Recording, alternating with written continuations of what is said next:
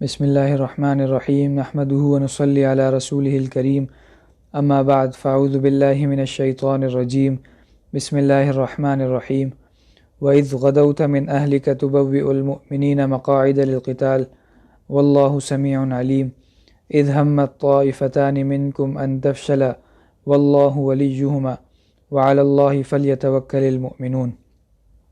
صدق اللہ العظیم۔ شوال سن 3 ہجری میں غزوہ احد کا عظیم الشان واقعہ پیش آیا تھا، جس غزوے میں ابتداً نبی کریم صلی اللہ علیہ وسلم کی برکت سے حضرات صحابہ کرام کو اور مسلمانوں کو فتح نصیب ہوئی تھی، لیکن پھر ایک غلطی کی وجہ سے اور نبی کریم صلی اللہ علیہ وسلم کے ایک حکم کی خلاف ورزی کرنے کی وجہ سے، اور یہ سوچ کے کہ شاید اب وہ حکم باقی نہیں رہا، یہ سوچ کے خلاف ورزی کرنے کی وجہ سے اللہ تعالیٰ کی طرف سے جو فتح نصیب ہوئی تھی وہ وقتی شکست میں تبدیل ہو گئی تھی، اور اس میں بھی اللہ تعالیٰ کے بہت زیادہ حکمتیں بھی تھیں اور آزمائش بھی تھی۔ اللہ تعالیٰ نے خود سورہ آل عمران میں ان تمام واقعات کا ذکر بھی فرمایا ہے، اور ساتھ ساتھ اس کی حکمتیں اور اس کے فائدے بھی بیان فرمائے ہیں، جو انشاءاللہ تعالیٰ اس سبق میں آ جائیں گے۔ اور ساتھ ساتھ اللہ تعالیٰ نے ان مسلمانوں کی طرف سے یہ بھی بتا دیا ہے کہ اللہ تعالیٰ نے انہیں معاف بھی فرما دیا، اور وہ جو غلطی ہوئی تھی اب اس کا کوئی بھی اثر اور اس کا کوئی بھی نام و نشان اللہ تعالیٰ کے ہاں باقی نہیں رہا، اور اللہ تعالیٰ نے ان کو معاف فرما دیا ہے۔ چنانچہ اب کسی اور کی بھی یہ جرأت نہیں ہونی چاہیے کہ خدا نخواستہ کوئی ان پہ تنقید کرے یا ان کو بری نگاہ سے دیکھے یا ان کے خلاف کوئی بھی اس قسم کی بات کرے کہ انہوں نے کیوں یہ کام کیا اور کیسے کیا، جبکہ نبی کریم صلی اللہ علیہ وسلم حکم فرما چکے تھے۔ جب اللہ تعالیٰ نے قرآن مجید میں واضح طور پہ فرما دیا ہے کہ وَلَقَدْ عَفَا اللَّهُ عَنْهُمْ، اللہ تعالیٰ نے ان سب کو معاف فرما دیا، تو اب کسی کی بھی یہ ہمت اور جرأت نہیں ہونی چاہیے کہ پھر وہ کسی بھی طرح کی کوئی بات اس میں کرے یا ان کے خلاف کوئی بات سوچے یا لکھے، کیونکہ یہ جو ایک غلطی ہوئی تھی اس کو ہم ایک اجتہادی غلطی بھی کہہ سکتے ہیں، کیونکہ جو حضرات صحابہ کرام رضوان اللہ علیہم اجمعین نبی کریم صلی اللہ علیہ وسلم کی ہدایات کے خلاف احد پہاڑ سے اتر کے مال غنیمت جمع کرنے میں مصروف ہو گئے تھے، ان کے ذہن میں یہ تھا کہ نبی کریم صلی اللہ علیہ وسلم کا یہ حکم مبارک صرف جنگ کے لیے تھا۔ اب جب کہ جنگ ختم ہو چکی ہے اور مسلمان فتح حاصل کر چکے ہیں اور یہ سب مال غنیمت جمع کرنے میں مصروف ہیں، تو اب ہمیں بھی جا کے ان کی مدد کرنی چاہیے اور مال غنیمت جمع کرنا چاہیے۔ اس وجہ سے یہ سوچ کے ان کی ایک اجتہادی فکر تھی، اور اجتہادی غلطی بھی اس کو کہہ سکتے ہیں، یہ سوچ کے وہ نیچے تشریف لائے تھے، اور پھر اس کے نتیجے میں جو واقعات پیش آئے وہ انشاءاللہ تعالیٰ بھی سبق میں آ جائیں گے۔ اس غزوے کا جو سبب تھا وہ یہ تھا کہ جب غزوہ بدر میں مسلمانوں نے کفار کے بڑے بڑے سرداروں کو قتل کر دیا اور ان کے بہت بڑے بڑے سردار مارے گئے جس پہ وہ لوگ فخر کرتے تھے، تو ایک دن ابو سفیان اور دیگر بڑے بڑے جو سرداران قریش تھے وہ سب جمع ہوئے، اور ان سب نے مل کے یہ مشورہ کیا کہ جو کاروان تجارت، قافلہ تجارت جس کو بچانے کے لیے مکہ مکرمہ سے یہ لوگ سارے نکلے تھے، اور بدر کا واقعہ پھر پیش آیا تھا اور اس میں ان کے بڑے بڑے سردار مارے گئے تھے، وہ اپنے منافع سمیت ابھی تک محفوظ تھا اور اس کو لوگوں میں تقسیم نہیں کیا گیا تھا۔ اس کے بارے میں یہ مشورہ کیا گیا کہ اس کا جو منافع ہے اس کو ہم اپنی جنگ کی تیاری میں لگائیں گے، اور مسلمانوں سے اپنے سرداروں کے قتل کا اور اپنے جو گرفتار ہیں ان کی گرفتاری کا بدلہ لیں گے، اور ہم جا کے مدینہ منورہ پہ اور مسلمانوں پہ حملہ کریں گے۔ تو یہ ان کا منصوبہ تھا، اور اس میں ابو سفیان، عبداللہ ابن ربیعہ، اکرمہ ابن ابی جہل، حارث ابن ہشام اور حویطب ابن عبد العزیٰ، صفوان ابن امیہ، اس طرح کے بڑے بڑے سردار شامل تھے۔ چنانچہ جب یہ مشورہ ہو گیا تو مشورہ کرنے کے بعد انہوں نے اس سامان تجارت کا جو راس المال تھا، یعنی جو پیسہ اس میں لگایا گیا تھا، وہ تو لوگوں کو بانٹ دیا، تقسیم کر دیا، لیکن جو اس کا نفع تھا، منافع تھا، وہ سارا کا سارا جنگ کی تیاریوں میں لگایا، اور وہ اس سے جنگ کی تیاری کی، اور پھر تقریباً 3000 کے قریب لوگوں کا لشکر لے کر یہ مکہ مکرمہ سے نکلے، اور اس میں اپنے ساتھ ساتھ انہوں نے عورتوں کو بھی رکھا تھا، اور تقریباً 15 عورتیں ان کے ساتھ تھیں، اور اس کی وجہ یہ تھی کہ یہ اپنے جو مقتولین تھے جو بدر میں مارے گئے تھے ان کے نوحے پڑھیں، مرثیے پڑھیں، اور اس طرح جو لڑنے والے ہیں ان کو جوش دلائیں، اور جو لڑنے والے ہیں وہ بھی یہ خیال کریں کہ ہمارے ساتھ عورتیں بھی موجود ہیں، تو ان کے خیال سے وہ بھاگیں گے نہیں بلکہ جم کے لڑیں گے۔ یہ سارے مقاصد تھے۔ ساتھ ساتھ ان لوگوں کے ساتھ جو لشکر موجود تھا وہ بڑی تیاری کے ساتھ مدینہ منورہ پہ حملہ کرنے کے لیے نکلا تھا، اور ساتھ ساتھ یہ صرف قبیلہ قریش یا مکہ کا نہیں تھا، بلکہ انہوں نے آس پاس جتنے بھی قبائل تھے ان سب کو بھی خط لکھے تھے، قاصد بھیجے تھے کہ بھائی ہم اس طرح لڑنے کے لیے جا رہے ہیں، تم بھی اپنے اپنے آدمی بھیجو۔ چنانچہ اس طرح یہ بڑی تیاری کے ساتھ ایک لشکر جمع ہوا تھا، اور یہ 5 شوال سن 3 ہجری کو مکہ مکرمہ سے روانہ ہوا۔ اس لشکر میں تقریباً 3000 لوگ تھے، اس میں سے 700 زرہ پوش تھے۔ زرہ اس زمانے میں اس لباس کو کہا جاتا تھا جو لوہے کا بنا ہوا ہوتا تھا، اور جنگ میں حملوں سے بچاؤ کے لیے پہنا جاتا تھا، تاکہ اگر کوئی تلوار سے یا تیر یا نیزے سے حملہ کرے تو آدمی کو نہ لگے، بلکہ وہ جو لباس اس نے پہنا ہوا ہے اس کو لگے، اور وہ آدمی خود محفوظ رہے۔ جیسے آج کل جیکٹس آتی ہیں، بلٹ پروف جیکٹس جن کو کہتے ہیں، تو اس طرح کا ایک ہتھیار ہوتا تھا جس کو زرہ کہا جاتا تھا۔ تو 700 ان میں صرف زرہ پوش تھے، اور 200 گھوڑے ان کے ہمراہ موجود تھے، اور 3000 اونٹ بھی وہاں ان کے ساتھ تھے۔ یہ ساری تیاری کے ساتھ 5 شوال کو یہ لشکر مکہ مکرمہ سے روانہ ہوا۔ حضرت عباس رضی اللہ تعالیٰ عنہ جو کہ مکہ مکرمہ میں ہی موجود تھے، نبی کریم صلی اللہ علیہ وسلم کے چچا ہیں، انہوں نے فوری طور پہ ایک قاصد کو ایک خط دیا، اور اس سے یہ کہا کہ 3 دن کے اندر کسی بھی طرح نبی کریم صلی اللہ علیہ وسلم کی خدمت میں حاضر ہو کے آپ کو یہ خط دے دینا، اور اس میں انہوں نے یہ ساری تفصیل لکھ دی کہ کس طرح سرداران قریش آپ کے اوپر حملہ کرنے کے لیے یہاں سے روانہ ہو رہے ہیں۔ چنانچہ وہ قاصد نبی کریم صلی اللہ علیہ وسلم کے پاس بروقت پہنچ گیا۔ نبی کریم صلی اللہ علیہ وسلم نے حضرت انس اور حضرت مونس رضی اللہ تعالیٰ عنہم کو قریش کے لشکر کی خبر لینے کے لیے روانہ فرمایا۔ وہ مدینہ منورہ سے باہر نکلے، اور نکل کے آپ کو واپس آ کے اطلاع دی کہ لشکر بالکل قریب پہنچ چکا ہے، اور ساتھ ساتھ حضرت حباب ابن منذر رضی اللہ تعالیٰ عنہ کو آپ نے لشکر کی تعداد کا اندازہ لینے کے لیے بھیجا۔ وہ تشریف لے گئے اور لشکر کی صحیح تعداد آ کے آپ کو بتائی۔ نبی کریم صلی اللہ علیہ وسلم نے حضرات صحابہ کرام رضوان اللہ علیہم اجمعین سے مشورہ فرمایا، اور مشورہ یہ پوچھا کہ ہمیں کیا کرنا چاہیے۔ جتنے بھی اکابرین تھے، یعنی جو بڑی عمر کے حضرات تھے، چاہے وہ انصار کے ہوں چاہے مہاجرین کے ہوں، ان کی رائے یہ تھی کہ ہم مدینہ منورہ کی ہی ناکہ بندی کر دیں، اور مدینہ منورہ کے اندر رہتے ہوئے ان مشرکین سے مقابلہ کیا جائے، چونکہ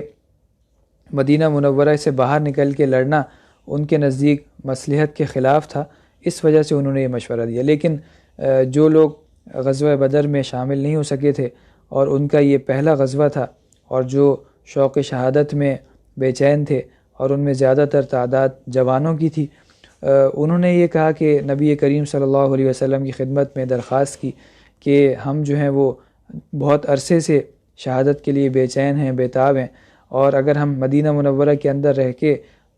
دشمنوں کا مقابلہ کریں گے تو کہیں وہ یہ نہ سمجھیں کہ ہم بزدل ہیں، کمزور ہیں، اور یہ سمجھ کے ان کی ہمت بڑھ جائے گی۔ لہٰذا ہمیں یہ چاہیے کہ ہم باہر نکل کے دشمنوں کا مقابلہ کریں تاکہ ہم جو ہیں وہ اچھی طرح جم کے لڑ سکیں اور دشمن ہمیں کم ہمت نہ سمجھے۔ یہ نوجوانوں کے ساتھ ساتھ کچھ اکابر بھی ایسے تھے جیسے حضرت حمزہ رضی اللہ تعالیٰ عنہ اور حضرت سعد ابن عبادہ، حضرت نعمان ابن مالک رضی اللہ تعالیٰ عنہ، یہ حضرات بھی ان نوجوانوں کے ساتھ تھے۔ یہاں تک کہ حضرت حمزہ رضی اللہ تعالیٰ عنہ نے تو قسم بھی کھا لی تھی کہ والذی انزل علیک الکتاب لا اطعم اليوم طعاما حتی اجادلہم بسیفی خارج المدینہ۔ انہوں نے یہ فرمایا کہ اس ذات کی قسم جس نے آپ پہ یہ قرآن مجید نازل فرمایا ہے، میں اس وقت تک کھانا ہی نہیں کھاؤں گا جب تک کہ مدینہ منورہ سے باہر جا کے ان سے قتال نہیں کر لیتا۔ اسی طرح حضرت نعمان ابن مالک انصاری رضی اللہ تعالیٰ عنہ نے عرض کیا کہ یا رسول اللہ لا تحرمنا الجنہ، ہمیں جنت سے محروم نہ فرمائیے، آپ کے جس ذات نے آپ کو حق دے کر بھیجا ہے اس کی قسم میں ضرور ضرور جنت میں داخل ہوں گا۔ آپ نے ان سے پوچھا کہ تمہیں اس بات کا یقین کیسے ہے؟ تو انہوں نے فرمایا کہ لأنی اشہد اللہ الہ الا اللہ وانک رسول اللہ ولا افر یوم الزحف، کہ میں اس بات کی گواہی دیتا ہوں کہ اللہ تعالیٰ ایک ہیں، ان کے سوا کوئی معبود نہیں ہے، اور آپ اللہ تعالیٰ کے رسول ہیں، اور میں جنگ کے دن بھاگتا نہیں ہوں، پیٹ نہیں دکھاتا، اس وجہ سے مجھے یقین ہے کہ میں ضرور جنت میں داخل ہوں گا۔ آپ نے فرمایا کہ صدق تھا، تو نے سچ کہا۔ چنانچہ یہ مشورہ ہوا، اور پھر اس مشورے میں آخرکار یہی طے پایا کہ مدینہ منورہ سے باہر نکل کے مقابلہ کیا جائے گا۔ اگرچہ ابتداءً نبی کریم صلی اللہ علیہ وسلم کی رائے بھی یہی تھی کہ مدینہ منورہ کے اندر رہ کے مقابلہ کریں گے، لیکن چونکہ صحابہ کرام میں سے بہت سارے حضرات کا یہ شوق تھا کہ ہمیں شہادت نصیب ہو، اور ان کا یہ جذبہ تھا، اور ساتھ ساتھ جوش تھا، ان کا ولولہ تھا، اللہ تعالیٰ کے راستے میں جہاد کرنے کا شوق تھا، اس وجہ سے ان سب باتوں کو دیکھ کے نبی کریم صلی اللہ علیہ وسلم نے آخرکار یہی پھر طے فرمایا کہ ہم مدینہ منورہ سے باہر نکلیں گے اور باہر نکل کے ان کا مقابلہ کریں گے۔ جب رات ہوئی تو حضرت سعد ابن معاذ، حضرت اسید ابن حضیر اور حضرت سعد ابن عبادہ رضی اللہ تعالیٰ عنہم نے مسجد نبوی کا پہرہ دیا، اور ساتھ ساتھ باہر بھی مدینہ منورہ سے باہر بھی پہرے بٹھا دیے گئے تاکہ کہیں ایسا نہ ہو کہ دشمن رات میں چھپ کے حملہ کر دے اور نقصان ہو جائے۔ نبی کریم صلی اللہ علیہ وسلم جمعے کی نماز پڑھا کے حضرات صحابہ کرام رضوان اللہ علیہم اجمعین کی طرف متوجہ ہوئے، اور متوجہ ہو کے انہیں جہاد کی دعوت دی اور اللہ تعالیٰ کے راستے میں جنگ کرنے کا انہیں بتایا، اور ساتھ ساتھ ان کو فضائل سنائے، اور یہ فضائل سنتے ہی حضرات صحابہ کرام رضوان اللہ علیہم اجمعین فوری طور پہ جہاد کے لیے تیار ہو گئے۔ پہلے سے ہی تیار تھے، لیکن یہ سب سن کے اور مزید ان کا جو جوش تھا اور ولولہ تھا اور جذبہ تھا اس میں اضافہ ہو گیا۔ چنانچہ عصر کی نماز کے بعد نبی کریم صلی اللہ علیہ وسلم اپنے حجرہ مبارکہ میں تشریف لے گئے، اور حضرت صدیق اکبر رضی اللہ تعالیٰ عنہ اور حضرت عمر فاروق رضی اللہ تعالیٰ عنہ آپ کے ہمراہ تھے، اور وہاں سے جب آپ واپس باہر تشریف لائے تو آپ نے 2 زرہیں پہنی ہوئی تھیں، اور ساتھ ساتھ آپ مسلح ہو کے ہتھیار لگا کے باہر تشریف لائے تھے۔ جب نبی کریم صلی اللہ علیہ وسلم حجرہ مبارکہ میں تھے تو حضرت سعد ابن معاذ اور حضرت اسید ابن حضیر رضی اللہ تعالیٰ عنہ نے لوگوں سے کہا، صحابہ کرام سے کہا کہ بھئی تم نے نبی کریم صلی اللہ علیہ وسلم کی رائے کے خلاف آپ کو مدینہ منورہ سے باہر نکلنے پہ مجبور کیا ہے، تمہیں ایسا نہیں کرنا چاہیے تھا، وہ اللہ تعالیٰ کے رسول ہیں، ان کو زیادہ پتہ ہے کہ کس حال میں کیا کرنا ہے۔ چنانچہ جب آپ باہر تشریف لائے تو لوگوں نے عرض کیا کہ آپ کی اگر رائے مدینہ منورہ کے اندر رہ کے ہی جنگ کرنے کی ہے، مدافعت اور دفاع کرنے کی ہے، تو آپ اپنی رائے کے مطابق عمل فرما لیں، ہماری جو رائے ہے اس کے اوپر عمل نہ فرمائیں۔ لیکن نبی کریم صلی اللہ علیہ وسلم نے فرمایا کہ کسی بھی نبی کے لیے جائز نہیں ہے کہ وہ اپنے ہتھیار لگانے کے بعد اتار دے یہاں تک کہ اللہ تعالیٰ کے دشمنوں سے جنگ کرے۔ اب اللہ کے نام پہ چلو اور میں جو حکم دوں وہ کرو، اور سمجھ لو کہ جب تک تم صابر اور ثابت قدم رہو گے تو اللہ کی فتح اور نصرت تمہارے ساتھ ہوگی۔ چنانچہ عصر کی نماز کے بعد نبی کریم صلی اللہ علیہ وسلم جمعے والے دن شوال سن 3 ہجری کو 1000 مسلمانوں کی جمعیت کو ساتھ لے کر مدینہ منورہ سے روانہ ہوئے، اور نبی کریم صلی اللہ علیہ وسلم خود ایک گھوڑے پہ سوار تھے۔ حضرت سعد ابن معاذ اور حضرت سعد ابن عبادہ رضی اللہ عنہما زرہ پہنے ہوئے آپ کے آگے آگے چلتے تھے، اور باقی جو مسلمان تھے وہ سب آپ کے دائیں اور بائیں موجود تھے۔ مدینہ منورہ سے باہر نکل کے جب مقام شیخین پہ پہنچے، جو کہ احد اور مدینہ منورہ کے درمیان میں ایک جگہ ہے، وہاں پہنچ کے آپ نے سارے لشکر کا معائنہ فرمایا، اور اس میں جو کم سن حضرات تھے ان کو واپس بھیج دیا۔ تقریباً 8 صحابہ کرام تھے، جن میں سے حضرت اسامہ ابن زید، حضرت ابو سعید خدری، حضرت اسید ابن ظہیر، حضرت برا ابن عازب اور حضرت زید ابن ثابت، حضرت عبداللہ ابن عمر رضی اللہ عنہم شامل ہیں۔ ان سب کو واپس بھیج دیا، اور پھر وہاں سے آپ روانہ ہوئے، اور لشکر اسلام سے پھر آگے چل کے منافقین نے علیحدگی بھی اختیار کی، کیونکہ عبداللہ ابن ابی جو کہ منافقین کا سب سے بڑا سردار تھا،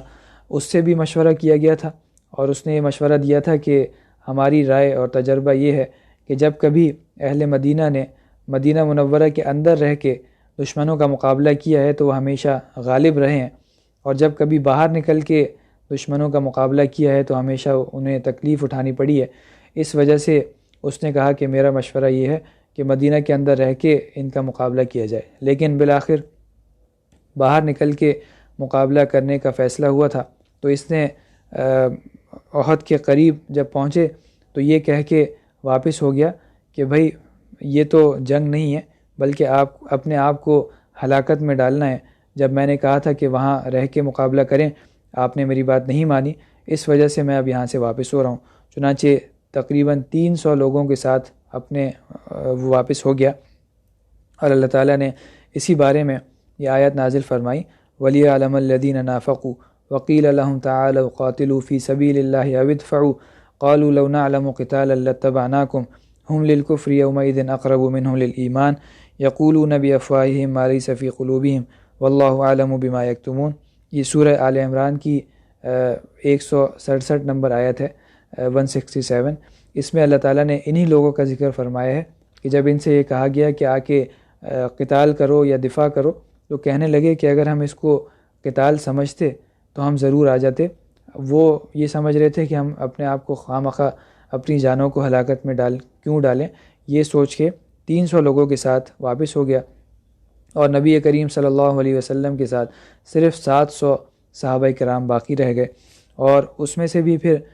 قبیلہ بنو سلمہ اور بنو حارثہ نے بھی یہ سوچا کہ ہم بھی یہاں سے واپس ہو جاتے ہیں، لیکن پھر اللہ تعالیٰ نے ان کے دل میں مضبوطی عطا فرمائی، اور انہیں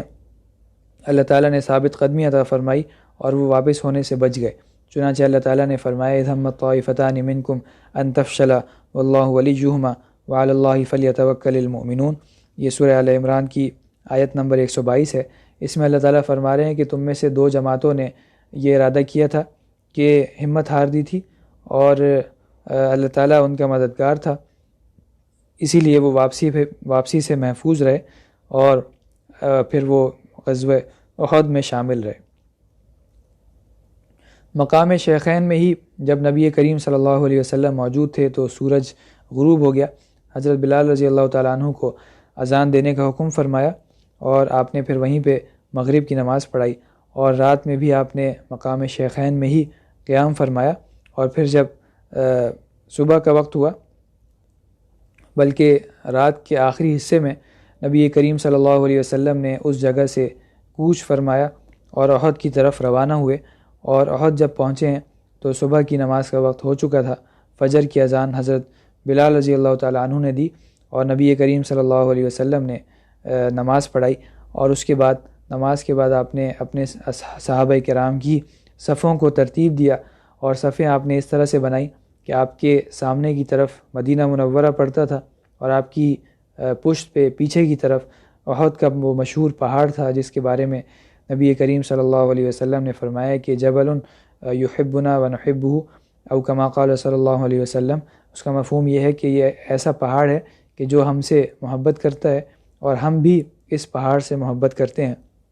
اور احد کو احد اسی وجہ سے کہتے ہیں کہ وہ پہاڑ بالکل الگ سے نظر آتا ہے اور بالکل ایک دوسرے پہاڑوں سے الگ ہے اور جدا ہے، اس وجہ سے اس کو احد کہا جاتا ہے، اور یہ تقریباً مدینہ منورہ سے 2 میل کے فاصلے پہ واقع ہے۔ وہاں پہ یہ مشہور غزوہ پیش آیا تھا۔ حضرت براء ابن عازب رضی اللہ تعالیٰ عنہ سے روایت ہے کہ نبی کریم صلی اللہ علیہ وسلم نے 50 تیر اندازوں کو احد کے پہاڑ کے پیچھے بٹھا دیا تھا تاکہ قریش کا جو لشکر ہے وہ گھوم کے مسلمانوں کے پیچھے کی طرف سے ان کے اوپر حملہ نہ کر سکے، اور ساتھ ساتھ ان کو یہ حکم دے دیا تھا کہ اگر تم ہمیں دیکھو کہ ہم مشرکین پہ غالب آ چکے ہیں تب بھی یہاں سے نہیں ہٹنا، اور اگر تم دیکھو کہ مشرکین ہمارے اوپر غالب آ چکے ہیں اور ہمیں شکست ہو گئی ہے پھر بھی تمہیں یہاں سے نہیں ہٹنا، یعنی تمہیں ہر حال میں ادھر ہی رہنا ہے۔ چنانچہ قریش کا جو لشکر ہے وہ پہلے ہی احد کے میدان میں پہنچ چکا تھا، اور وہاں پہ اپنے ساتھ عورتوں کو بھی ساتھ لے کے آیا تھا اور بڑے تیاری کے ساتھ وہاں موجود تھا۔ نبی کریم صلی اللہ علیہ وسلم نے جب ساری صفیں ترتیب دے لیں تو آپ نے ایک تلوار اپنے ہاتھ میں لی اور یہ فرمایا کہ من یأخذ ھذا السیف بحقہ، کہ کون ہے وہ شخص جو اس تلوار کو اس کے حق کے ساتھ لے۔ بہت سارے حضرات نے وہ تلوار لینی چاہی لیکن نبی کریم صلی اللہ علیہ وسلم نے انہیں عنایت نہیں فرمائی۔ اتنے میں حضرت ابو دجانہ رضی اللہ تعالیٰ عنہ کھڑے ہوئے اور آپ سے پوچھا کہ اس تلوار کا حق کیا ہے؟ تو نبی کریم صلی اللہ علیہ وسلم نے فرمایا کہ اس کا حق یہ ہے کہ اس سے خدا کے دشمنوں کو ماریں یہاں تک کہ یہ خم ہو جائے، اور ساتھ ساتھ یہ بھی فرمایا کہ اس سے کسی مسلمان کو کبھی قتل نہ کرے اور اس کو لے کے کبھی کسی کافر کے مقابلے میں فرار نہ ہو، یہ اس کا حق ہے۔ چنانچہ حضرت ابو دجانہ رضی اللہ تعالیٰ عنہ کو انہوں نے یہ فرمایا کہ میں اس کو اس کے حق کے ساتھ لیتا ہوں۔ چنانچہ نبی کریم صلی اللہ علیہ وسلم نے حضرت ابو دجانہ رضی اللہ تعالیٰ عنہ کو وہ تلوار عنایت فرما دی، اور پھر انہوں نے بہت ہی زیادہ جرأت و بہادری کے ساتھ اس غزوے میں شرکت فرمائی، اور جیسے آپ نے فرمایا تھا کہ کسی کافر کے مقابلے میں فرار نہیں ہونا، یہ اس کا حق ہے، انہوں نے اس کا پورا حق ادا کیا، اور وہ جس طرف جاتے تھے کفار کی لاشیں جو ہیں وہ گرتی تھیں اور کوئی بھی ان کے سامنے ٹک نہیں پاتا تھا۔ جب جنگ کا آغاز ہوا تو قریش کی طرف سے سب سے پہلے ابو عامر نکلا، جو کہ زمانہ جاہلیت میں قبیلہ اوس کا سردار تھا اور اپنے آپ بہت زیادہ عبادت گزار تھا اور راہب اس کا لقب تھا۔ لیکن جب نبی کریم صلی اللہ علیہ وسلم مدینہ منورہ تشریف لے آئے تو وہ آپ کی دشمنی کی تاب نہ لا سکا اور وہاں سے مدینہ منورہ سے نکل کے مکہ مکرمہ چلا گیا اور قریش کے ساتھ جا کے مل گیا،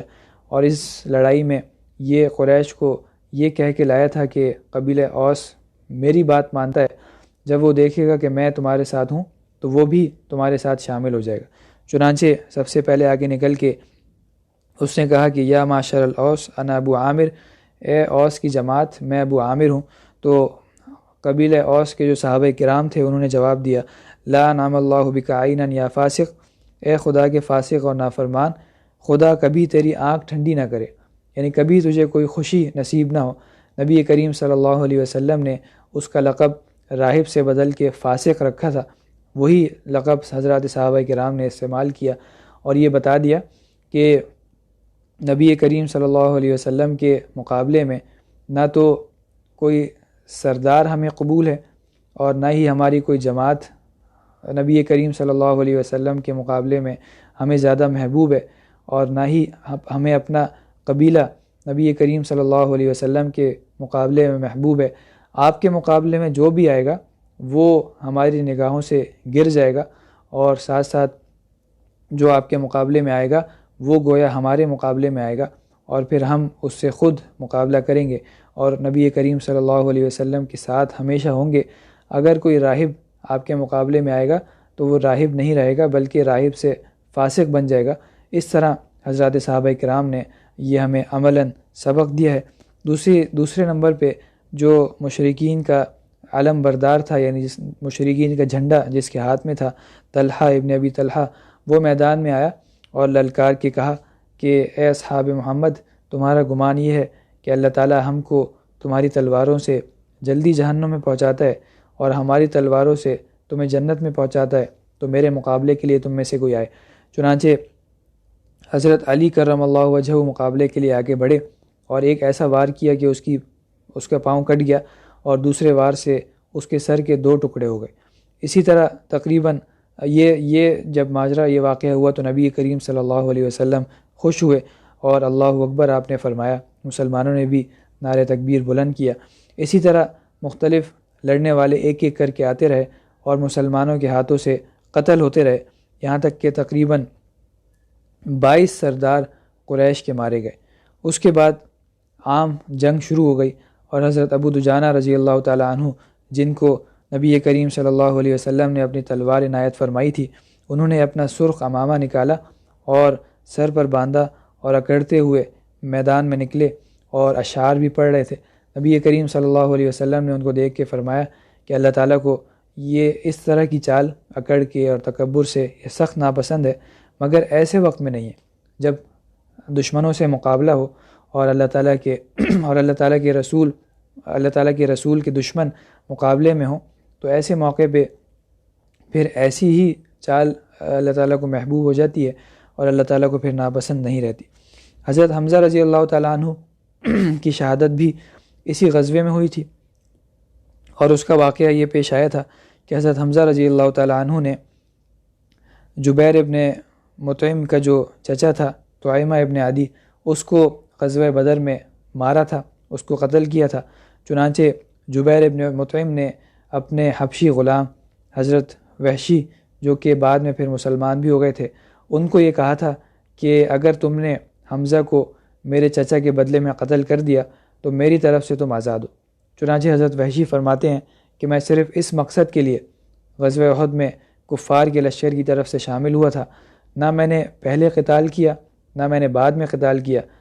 صرف حضرت حمزہ رضی اللہ تعالیٰ عنہ کو شہید کیا اور اس کے بعد میں ایک طرف جا کے بیٹھ گیا۔ چنانچہ حضرت حمزہ رضی اللہ تعالیٰ عنہ بہت ہی زیادہ بہادری کے ساتھ اور جرأت کے ساتھ، ہمت کے ساتھ قتال فرما رہے تھے، اور کوئی بھی ان کے سامنے ٹک نہیں پاتا تھا۔ اور ایک دفعہ سبا ابن عبد العزیٰ یہ کہہ کے آگے بڑھا کہ حل میں مبارز کوئی مقابلے کے لیے آنے والا ہے۔ حضرت حمزہ رضی اللہ تعالیٰ عنہ نے اس کی طرف بڑھے اور فوری طور پہ تلوار کا ایک ایسا وار کیا کہ اس کو قتل کر دیا اور موت کی گھاٹ اتار دیا۔ وحشی تو حضرت حمزہ کی طاق میں تھا، شروع سے ایک پتھر کے پیچھے چھپا ہوا بیٹھا ہوا تھا۔ حضرت حمزہ رضی اللہ تعالیٰ عنہ جب وہاں قریب سے گزرے تو نیزہ مارنے کا یہ بڑا ماہر تھا، ایک طاق کے ایسا نیزہ مارا کہ ناف کے نیچے یا ناف پہ لگا وہ نیزہ اور جسم کے پار ہو گیا۔ حضرت حمزہ رضی اللہ تعالیٰ عنہ چند قدم لڑکھڑا کے چلے، لیکن پھر اس زخم کی تاب نہ لا سکے اور وہیں پہ گر گئے، اور وہیں پہ پھر آپ نے جام شہادت نوش فرمایا۔ اس طرح نبی کریم صلی اللہ علیہ وسلم کے محبوب چچا اور آپ کے رضائی بھائی بھی تھے، یہ وہاں پہ شہید ہوئے، اور غزوہ احد میں بعد میں آپ نے ان کو سید الشہداء کا لقب عنایت فرمایا۔ یعنی جتنے بھی لوگ اس وقت سے لے کے اب تک اور قیامت تک شہید ہوں گے، ان سب کے سردار حضرت حمزہ رضی اللہ تعالیٰ عنہ ہیں۔ اور پھر بعد میں حضرت حمزہ رضی اللہ تعالیٰ عنہ کا مسئلہ بھی کیا گیا، اور مسئلہ اس کو کہتے ہیں کہ ناک، کان، آنکھیں وغیرہ کاٹ دی جاتی ہیں، اور ساتھ ساتھ جو کہ ہندہ، جو کہ ابو سفیان کی بیوی تھیں اور پھر بعد میں مسلمان بھی ہوئی تھیں، انہوں نے حضرت حمزہ رضی اللہ تعالیٰ عنہ کا کلیجہ چیر کے نکالا اور اس کو چبا کے نگلنے کی کوشش کی، لیکن نگل نہیں سکی تو اس کو دوبارہ سے باہر پھینک دیا، کیونکہ ان کے بھی کسی رشتہ دار کو حضرت حمزہ رضی اللہ تعالیٰ عنہ نے قتل کیا تھا۔ اس کے بعد وحشی جب بعد میں فتح مکہ کے بعد حضرت نبی کریم صلی اللہ علیہ وسلم کی خدمت میں حاضر ہوئے تو لوگوں نے بتایا کہ یہ وحشی ہیں، آپ کے چچا کے قاتل ہیں، تو آپ نے فرمایا کہ دعوہ فلا اسلام رجل واحد احب الیہ من قتل الف کافر، کہ اس کو چھوڑ دو، ایک شخص کا مسلمان ہو جانا میرے نزدیک 1000 کافروں کے قتل سے کہیں زیادہ بہتر ہے۔ اس کے بعد آپ نے ان سے حضرت حمزہ رضی اللہ تعالیٰ عنہ کی شہادت کا پورا قصہ سنا، اور پھر آپ نے فرمایا کہ اگر ہو سکے تو میرے سامنے نہ آیا کرو، مجھے اپنے چچا کا غم تازہ ہو جاتا ہے۔ چنانچہ حضرت وحشی رضی اللہ تعالیٰ عنہ فرماتے ہیں کہ پھر اس کے بعد جب کبھی مجلس میں آتا تھا تو آپ کی پیٹھ کے پیچھے بیٹھتا تھا تاکہ مجھے دیکھ کے نبی کریم صلی اللہ علیہ وسلم کو غم نہ ہو۔ اور پھر اس کے بعد فرماتے ہیں کہ مسیلمہ کذاب جس نے نبی کریم صلی اللہ علیہ وسلم کی زندگی میں اور بعد میں نبوت کا دعویٰ کیا تھا، اس کو مار کے اپنے کفارے، اپنے یہ جو ان سے عمل سرزد ہوا تھا اس کے کفارے کی انہوں نے کوشش کی۔ چنانچہ انہوں نے فرماتے ہیں کہ ایک خیر الناس کو قتل کیا اور پھر ساتھ ساتھ ایک شر الناس کو بھی قتل کیا، مسیلمہ کذاب کو۔ حضرت حنظلہ رضی اللہ تعالیٰ عنہ بھی اس غزوے میں شامل تھے، اور یہ اسی ابو عامر کے بیٹے ہیں جس کا ذکر ابھی پہلے آیا ہے، جو قبیلہ اوس کا سردار تھا اور مکہ مکرمہ چلا گیا تھا۔ نبی کریم صلی اللہ علیہ وسلم نے دیکھا کہ میں نے فرشتوں کو دیکھا ہے کہ حنظلہ کو ابر کے یعنی بارش کے پانی سے چاندی کے برتنوں میں غسل دے رہے ہیں۔ ان کی بیوی سے پوچھا تو یہ پتہ چلا کہ جنابت کی حالت میں ہی جہاد کے لیے تشریف لے گئے تھے، اتنا موقع نہیں مل سکا تھا کہ غسل کر سکیں، جہاد کے لیے اعلان ہو گیا تھا، اس وجہ سے وہ بجائے غسل میں مصروف ہونے کے جب نبی کریم صلی اللہ علیہ وسلم کا حکم آ گیا تو آپ کے حکم کو مقدم رکھتے ہوئے فوری طور پہ جہاد کے لیے نکل کھڑے ہوئے تھے اور اس غزوے میں شہید ہو گئے تھے۔ چنانچہ جب ان کی لاش کو اٹھایا گیا تو دیکھا تو سر سے پانی بھی ان کے ٹپک رہا تھا۔ اس کے بعد مسلمانوں کی جو تیر انداز جماعت تھی جس کو نبی کریم صلی اللہ علیہ وسلم نے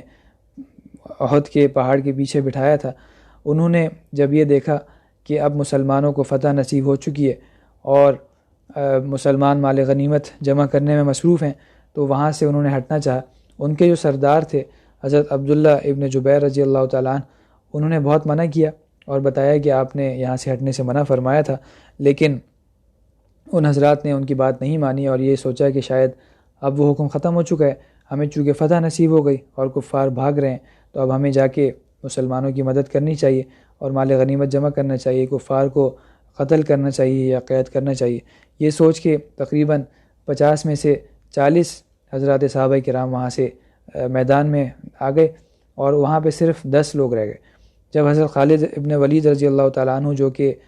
سیدھے ہاتھ کی طرف کفار کا جو لشکر تھا اس کے سردار تھے، انہوں نے جب یہ دیکھا کہ اب بہت ہی کم لوگ وہاں پہ رہ گئے ہیں تو وہاں سے وہ گھوم کے پہنچے احد کے پہاڑ کے پیچھے، اور جو 10 صحابہ کرام وہاں موجود تھے پہلے ان کو شہید کیا، اور پھر مسلمانوں کی پشت کی طرف سے، پیچھے کی طرف سے مسلمانوں پہ بہت زوردار حملہ کر دیا، اور اس حملے کا نتیجہ یہ ہوا کہ مسلمان دونوں طرف سے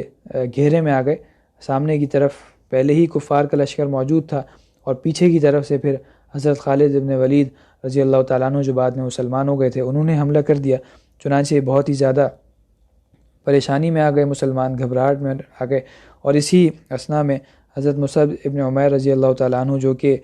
مسلمانوں کے علم بردار تھے، جھنڈا ان کے ہاتھ میں تھا اور نبی کریم صلی اللہ علیہ وسلم کے مشابہ بہت تھے، وہ شہید ہو گئے۔ کسی نے افواہ اڑا دی کہ نعوذ باللہ نبی کریم صلی اللہ علیہ وسلم شہید ہو چکے ہیں۔ یہ سن کے حضرات صحابہ کرام کی حالت غیر ہو گئی، اور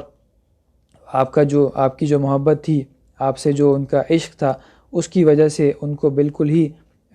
اپنی جو ان کی حالت تھی بہت زیادہ خراب ہو گئی، اور کچھ حضرات یہ کہنے لگے کہ اب تو نبی کریم صلی اللہ علیہ وسلم شہید ہو چکے ہیں، اب لڑنے کا کیا فائدہ، اب ہم چاہتے ہیں مدینہ منورہ کی طرف واپس چلتے ہیں۔ لیکن ان کی بات کو بہت سارے حضرات نے یہ کہہ کے رد کیا کہ بھئی اگر نبی کریم صلی اللہ علیہ وسلم شہید ہو بھی چکے ہیں تو تم بھی اسی وجہ سے اور اسی مقصد سے قتال کرتے ہوئے شہید ہو جاؤ جس کی وجہ سے نبی کریم صلی اللہ علیہ وسلم شہید ہوئے ہیں۔ اسی اثناء میں ایسا موقع بھی آیا کہ جب اپنے اور غیر کی تمیز ختم ہو گئی اور مسلمانوں کی آپس میں ہی ایک ایسی کشمکش ہو گئی اور ایسا ہو گیا کہ اپنے اور غیر کی تمیز نہ رہی اور آپس میں ہی تلوار چلنے لگی۔ چنانچہ حضرت حذیفہ رضی اللہ تعالیٰ عنہ کے جو والد ہیں حضرت یمان رضی اللہ تعالیٰ عنہ، وہ بھی اسی موقع پہ مسلمانوں کے ہاتھوں ہی شہید ہوئے، اور حضرت حذیفہ رضی اللہ تعالیٰ عنہ خود فرماتے ہیں کہ میں نے دیکھا کہ مسلمان میرے باپ پہ وار کر رہے ہیں، میں نے بہت زور سے آواز بھی دی کہ یہ تو میرے والد ہیں، لیکن اس وقت کسی نے سنا نہیں، اور ان کو شہید کر دیا۔ بعد میں پھر مسلمان بہت زیادہ نادم ہوئے اور یہ کہا کہ خدا کی قسم ہم نے ان کو پہچانا نہیں تھا۔ بعد میں نبی کریم صلی اللہ علیہ وسلم نے دیت دینے کا ارادہ فرمایا، لیکن حضرت حذیفہ رضی اللہ تعالیٰ عنہ نے منع فرما دیا اور کہا کہ مجھے دیت کی ضرورت نہیں ہے۔ اس کے بعد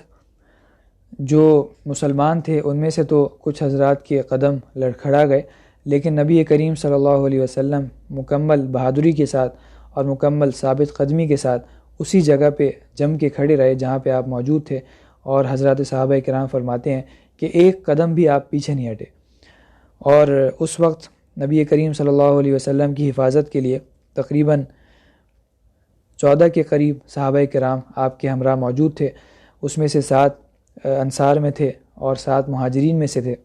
ویسے اور بھی بہت سارے حضرات تھے، لیکن وہ دوسری جگہوں پہ قتل و قتال میں مصروف تھے۔ خاص نبی کریم صلی اللہ علیہ وسلم کے ارد گرد آپ کی حفاظت کے لیے یہ 14 صحابہ کرام تھے، جس میں حضرت صدیق اکبر، حضرت عمر فاروق، حضرت عبد الرحمن ابن عوف، حضرت سعد ابن ابی وقاص، حضرت ابو دجانہ،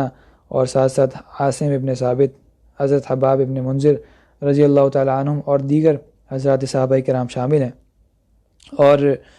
یہ سارے کے سارے حضرات وہ تھے جو نبی کریم صلی اللہ علیہ وسلم کا دفاع فرما رہے تھے، اور ساتھ ساتھ نبی کریم صلی اللہ علیہ وسلم کو اس طرح سے کفار کے حملوں سے بچا رہے تھے کہ آپ کے سامنے آ کے کھڑے ہو جاتے تھے، اور جتنے بھی تیر آتے تھے یا تلواروں کے وار ہوتے تھے وہ اپنے جسم پہ روکتے تھے، اور نبی کریم صلی اللہ علیہ وسلم تک ان تیروں کو اور تلواروں کو پہنچنے نہیں دیتے۔ اس وقت حضرات صحابہ کرام کا جو عشق تھا اور آپ سے جو محبت تھی وہ کھل کے سامنے آ گئی تھی، اور یہ حال یہ تھا کہ آپ کے چہرہ مبارکہ کے سامنے اپنے چہرے کو لے کے کھڑے ہو جاتے تھے کہ کوئی بھی اگر تیر آئے تو میرے چہرے پہ لگے، چاہے میری آنکھ ضائع ہو، چاہے وہ میرے دماغ میں گھسے، میرے سر میں گھس جائے، چاہے میرے دانت اس سے ٹوٹ جائیں، کچھ بھی ہو، لیکن نبی کریم صلی اللہ علیہ وسلم کا چہرہ مبارکہ محفوظ رہے۔ چنانچہ بہت سارے صحابہ کرام اسی حفاظت میں شہید ہوئے، اور جب بعد میں ان کو دیکھا گیا تو 70 80 زخم ان کے جسموں کے اوپر موجود تھے۔ حضرت زیاد ابن سکن رضی اللہ تعالیٰ عنہ بھی انہی حضرات میں شامل ہیں۔ جب یہ زخم کھا کے گرے تو ان کو یہ شرف حاصل ہوا کہ نبی کریم صلی اللہ علیہ وسلم نے فرمایا کہ ان کو میرے قریب لے آؤ۔ ان کو جب قریب لایا گیا تو انہوں نے اپنا رخسار، اپنا جو منہ ہے وہ آپ کے قدموں میں رکھ دیا، اور اسی حالت میں ان کی روح پرواز کر گئی اور وہ شہید ہو گئے۔ عتبہ ابن ابی وقاص جو کہ سعد ابن ابی وقاص رضی اللہ تعالیٰ عنہ کے بھائی ہیں، انہوں نے نبی کریم صلی اللہ علیہ وسلم پہ حملہ کیا اور ایک پتھر پھینکا، اور اس پتھر سے نبی کریم صلی اللہ علیہ وسلم کا جو نیچے کا دانت مبارک ہے وہ شہید ہو گیا، اور ساتھ ساتھ جو آپ کا ہونٹ مبارک ہے وہ بھی زخمی ہوا۔ اور حضرت سعد ابن ابی وقاص رضی اللہ تعالیٰ عنہ فرماتے ہیں کہ میں جس قدر اپنے بھائی کے قتل کا حریص اور خواہش مند رہا، اتنا میں کسی اور کے قتل کا حریص اور خواہش مند نہیں رہا۔ یہ نبی کریم صلی اللہ علیہ وسلم کے ساتھ ان کا عشق تھا، محبت تھی، کہ چونکہ میرے بھائی نے آپ کو تکلیف پہنچائی ہے، آپ کے اوپر پتھر پھینکا ہے، آپ کے دانت مبارک کو شہید کیا ہے، اس وجہ سے کسی طرح وہ مجھے مل جائے اور میں اس کو قتل کر دوں۔ یہ فرماتے ہیں کہ میں جتنا حریص اس بات کا رہا اتنا کسی اور کے قتل کا حریص نہیں رہا۔ اسی طرح عبداللہ ابن قمیہ نام کا ایک شخص تھا جو کہ قریش کا بڑا پہلوان تھا، وہ نبی کریم صلی اللہ علیہ وسلم پہ حملہ آور ہوا اور اس پہ آپ پہ اس زور سے حملہ کیا کہ رخسار مبارک بھی زخمی ہو گیا، اور ساتھ ساتھ جو خود آپ نے پہنا ہوا تھا سر پہ حفاظت کے لیے، اس کی جو کڑی ہوتی ہیں وہ 2 کڑیاں بھی آپ کے مبارک چہرے کے اندر گھس گئیں، اور آپ کا چہرہ زخمی ہو گیا اور خون بہنے لگا۔ حضرت ابو سعید خدری رضی اللہ تعالیٰ عنہ کے والد ماجد حضرت مالک ابن سنان رضی اللہ تعالیٰ عنہ نے تمام خون چوس کے صاف فرمایا، اور آپ نے فرمایا کہ لن تمسک النار، تجھے جہنم کی آگ ہرگز نہیں لگے گی۔ اور اسی طرح یہ جو عبداللہ ابن قمیہ ہے، جب اس نے آپ پہ وار کیا تھا، آپ پہ حملہ کیا تھا، تو یہ کہا کہ خود ہا وانا ابن قمیہ، کہ اس وار کو، اور میں ابن قمیہ ہوں۔ تو نبی کریم صلی اللہ علیہ وسلم نے اس کے جواب میں فرمایا تھا کہ اقماک اللہ تعالیٰ تجھ کو ذلیل و خوار کرے اور ہلاک کرے۔ چنانچہ چند روز گزرے تھے کہ اللہ تعالیٰ نے ایک پہاڑی بکرے کو اس پہ مسلط فرما دیا، اور اس نے اپنے سینگوں سے مار مار کے اس کو ٹکڑے ٹکڑے کر ڈالا۔ حضرت علی اور حضرت طلحہ رضی اللہ تعالیٰ عنہ نے نبی کریم صلی اللہ علیہ وسلم کو سہارا دیا، اور وہ اس طرح سے ہوا کہ چونکہ جسم مبارک پہ آپ نے 2 زرہیں پہنی ہوئی تھیں، اس وجہ سے نبی کریم صلی اللہ علیہ وسلم ایک گڑھے میں گر پڑے جو کہ ابو عامر فاسق نے مسلمانوں کے لیے بنائے تھے۔ وہاں سے زروں کے بوجھ کی وجہ سے آپ نکل نہیں پا رہے تھے۔ حضرت علی کرم اللہ وجہہ نے نبی کریم صلی اللہ علیہ وسلم کا ہاتھ پکڑا، اور حضرت طلحہ رضی اللہ تعالیٰ عنہ نے کمر تھام کے آپ کو سہارا دیا۔ آپ کھڑے ہوئے اور وہاں سے چلے، اور حضرت عائشہ صدیقہ رضی اللہ تعالیٰ عنہ فرماتی ہیں کہ حضرت ابوبکر صدیق رضی اللہ تعالیٰ عنہ سے انہوں نے روایت کی ہے کہ چہرہ انور میں جو 2 کڑیاں چبھ گئی تھیں، وہ حضرت ابو عبیدہ ابن الجراح رضی اللہ تعالیٰ عنہ نے اپنے دانتوں سے انہیں پکڑ کے کھینچ کے نکالا، اور اس نکالنے میں ہی ان کے 2 دانت بھی شہید ہو گئے۔ نبی کریم صلی اللہ علیہ وسلم نے جب پہاڑ پہ چڑھنے کا ارادہ فرمایا تو ضعف کی وجہ سے اور نقاہت کی وجہ سے اور جو زخم لگے تھے ان کی وجہ سے اور جو زروں کا بوجھ تھا ان کی وجہ سے آپ چڑھ نہ پائے۔ حضرت طلحہ رضی اللہ تعالیٰ عنہ نیچے بیٹھ گئے اور ان کی کمر پہ پاؤں رکھ کے آپ پہاڑ کے اوپر چڑھے۔ تو چنانچہ حضرت زبیر رضی اللہ تعالیٰ عنہ فرماتے ہیں کہ میں نے نبی کریم صلی اللہ علیہ وسلم کو یہ کہتے ہوئے سنا کہ اوجب طلحہ نے اپنے لیے جنت کو واجب کر لیا۔ حضرت قیس ابن حازم ابی حازم رحمۃ اللہ علیہ فرماتے ہیں کہ میں نے حضرت طلحہ رضی اللہ تعالیٰ عنہ کا وہ ہاتھ دیکھا تھا جس سے انہوں نے نبی کریم صلی اللہ علیہ وسلم کو احد کے دن بچایا تھا۔ وہ ہاتھ بالکل شل ہو چکا تھا، اس میں تیر، تلوار اور نیزوں کے زخم اتنے زیادہ لگے تھے کہ ہاتھ بالکل بیکار ہو چکا تھا اور شل ہو چکا تھا۔ حضرت طلحہ رضی اللہ تعالیٰ عنہ کے اس دن تقریباً 35 یا کچھ حضرات فرماتے ہیں کہ 39 کے قریب زخم آئے تھے۔ اور حضرت صدیق اکبر رضی اللہ تعالیٰ عنہ جب غزوہ احد کا ذکر فرماتے تھے تو یہ کہتے تھے کہ کان ذالک الیوم کلہ لطلحہ، کہ یہ دن تو سارا کا سارا طلحہ ہی کا تھا۔ انہوں نے اس میں اتنا زیادہ بہادری اور نبی کریم صلی اللہ علیہ وسلم سے محبت اور عشق کا اظہار فرمایا تھا کہ کسی اور نے شاید اتنا نہ کیا ہو۔ حضرت جابر رضی اللہ تعالیٰ عنہ فرماتے ہیں کہ دشمنوں کے وار روکتے روکتے حضرت طلحہ رضی اللہ تعالیٰ عنہ کی انگلیاں کٹ گئیں، تو انہوں نے فرمایا حسن فرمایا، یا پھر جیسے تکلیف کے لیے ہم کہتے ہیں حس کہتے ہیں، یا جو بھی اس طرح کا کوئی لفظ ان کی زبان سے نکلا، تو آپ نے فرمایا کہ لو قلت بسم اللہ لرفعتک الملائکہ والناس ينظرون الیک حتی تلیج بک فی جو السماء، کہ اگر تم اس کلمے کے بجائے بسم اللہ کہہ دیتے نا تو فرشتے تمہیں اٹھا کے لے جاتے، اور یہاں تک کہ لوگوں کے سامنے تمہیں اٹھاتے اور تمہیں آسمان میں لے کے چلے جاتے۔ اور حضرت عائشہ صدیقہ رضی اللہ تعالیٰ عنہ فرماتی ہیں کہ احد کے دن طلحہ کے جسم پہ 70 سے زیادہ زخم موجود تھے۔ حضرت انس رضی اللہ تعالیٰ عنہ کے جو والد ہیں ابو طلحہ رضی اللہ تعالیٰ عنہ، وہ آپ کو ڈھانکے ہوئے تھے اور بڑے تیر انداز بھی تھے۔ اس روز ان کے ہاتھ سے 2 یا 3 کمانیں بھی ٹوٹ گئیں۔ جو شخص تیر لے کے وہاں سے گزرتا تھا تو نبی کریم صلی اللہ علیہ وسلم اس سے کہتے تھے کہ یہ ابو طلحہ کو دے دو سارے کے سارے۔ نبی کریم صلی اللہ علیہ وسلم جب لوگوں کو نظر اٹھا کے دیکھنا چاہتے تھے تو وہ فرماتے تھے کہ یا بی ابی انت و امی لا تشرف، میرے ماں باپ آپ پہ فدا ہوں، آپ نظر نہ اٹھائیں، نصیب دشمنہ کوئی تیر آپ کو نہ لگ جائے، میرا سینہ آپ کے سینے کے لیے ڈھال ہے اور سپر ہے، یعنی میرے سینے پہ تیر لگے اس کا کوئی اس میں مذائقہ نہیں ہے، لیکن آپ کو کسی بھی طرح کوئی تیر نہ لگے، یہ حضرات صحابہ کرام کی فکر تھی۔ حضرت ابو دجانہ رضی اللہ تعالیٰ عنہ وہ بھی بالکل آپ کے سامنے آ کے اسی وجہ سے کھڑے ہو گئے تھے کہ کہیں کوئی تیر یا کوئی حملہ یا کوئی تلوار یا کوئی نیزہ آپ کو لگ نہ جائے، اور انہوں نے نبی کریم صلی اللہ علیہ وسلم کی طرف چہرہ اپنا کر لیا تھا اور اپنی جو پیٹھ تھی وہ دشمنوں کی طرف کر لی تھی، چنانچہ مستقل ان کی پیٹھ پہ تیر آ کے لگتے رہے، لیکن نبی کریم صلی اللہ علیہ وسلم کی حفاظت کی غرض سے انہوں نے حرکت بھی نہیں کی، یہ ان کا عشق تھا۔ نبی کریم صلی اللہ علیہ وسلم نے کچھ قریش کے سرداروں کے حق میں بد دعا بھی فرمائی تھی، تو اللہ تعالیٰ کی طرف سے آیات نازل ہوئیں، لیس لک من الامر شیء، او یتوب علیہم او یعذبہم فإنہم ظالمون۔ یہ سورہ آل عمران کی 128 نمبر آیت ہے۔ اس میں اللہ تعالیٰ نے فرمایا ہے کہ اس امر میں آپ کو کوئی اختیار نہیں